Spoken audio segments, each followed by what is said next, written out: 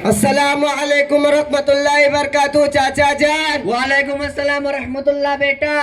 अरे चाचा, इस उम्र में ये थैली ये गठरी लेकर कहाँ जा रहे हो? खैरियत तो है? अरे बेटा बाजार जा रहा हूँ सब्जी वब्जी लाने। अरे क्या चाचा, तुम्हारे घर में कोई बेटा पोता नहीं जो बाजार से सब्जी खरीद कर ला सके? अरे क्या बताऊँ बेटा, बेटा बेटी पोता पोती नवासा नवासी ये कुल 20-25 है। 100 पुत्रान की एक भी नहीं काम की, यही हमारा हाल है। तोबा तोबा, ये कैसे बच्चे हैं? क्या आपने उन बच्चों को काबू में नहीं रखा? क्या आपने उनको दीनी तालीम नहीं दी? अरे क्या बताऊं बेटा, हमने मकतब मदरसा इसलिए नहीं पढ़ाया, हम समझे थे कि ये बच्चे मकतब मदरसा पढ़कर मुल्ला मौलवी हाफिज व कारी बनकर मकतब मदरसे में ही नौकरी करेंगे, 5-7 हज़ार तनख्वाह मिलेंगी, ये क्या खाएंगे और हमको क्या खिलाएंगे, इसलिए नहीं पढ़ाया। अरे क्या चाचा, आपकी और आप जैसे लोगों की बहुत गंदी सोच है कि अंग्रेजी पढ़ने वाला ही खाएगा और खिला पाएगा और मौलवी मुल्ला बनेगा तो भूखा मरेगा। जरा रुकिए चाचा, एक मौलवी साहब आ रहे हैं, उनसे मालूम करते हैं। अस्सलाम वालेकुम वरहमतुल्लाहि वबरकातुहू। वालेकुम अस्सलाम वरहमतुल्लाहि वबरकातुहू।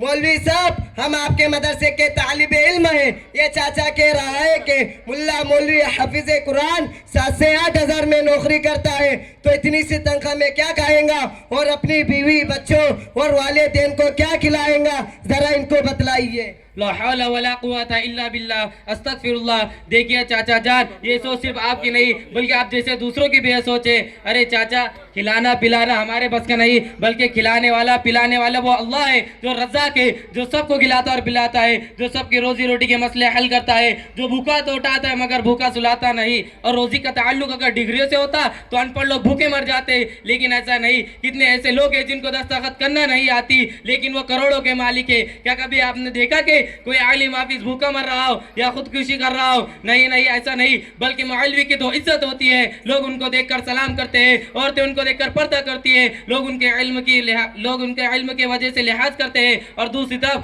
BA करने वाला, D.Ed करने वाला, इंजीनियर वकील हज़ार नौकरी के लिए परेशान है, अपनी डिग्रियां लेकर दर दर जा रहे हैं। मौलवी साहब आपकी बात बिल्कुल ठीक है, लेकिन मेरे बेटे पोते मेरी बात नहीं मानते, उनका क्या?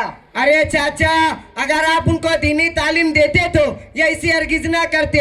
मदरसे में ही तो सिखाया जाता है कि अल्लाह ताला के बाद सबसे पहला हक अपने माँ बाप का है। माँ के पाँव तले जन्नत है और बाप जन्नत का दरवाजा है। चाचा, कुछ समझ में आया? हाँ, कुछ कुछ समझ में आया।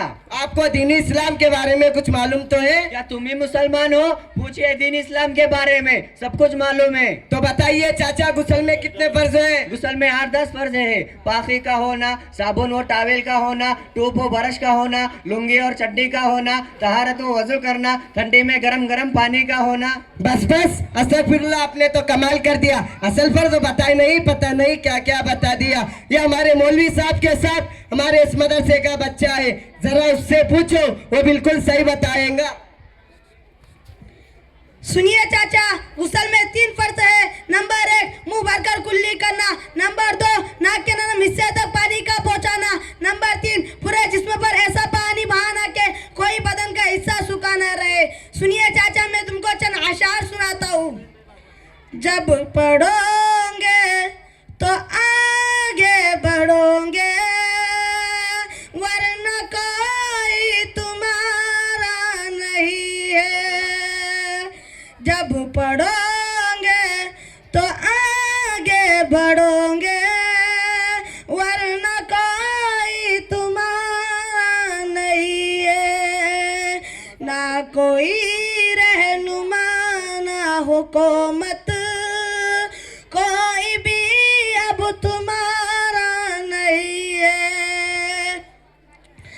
पढ़ने लिखने से सब कुछ मिलेगा, ना पढ़ोगे तो कुछ ना मिलेगा।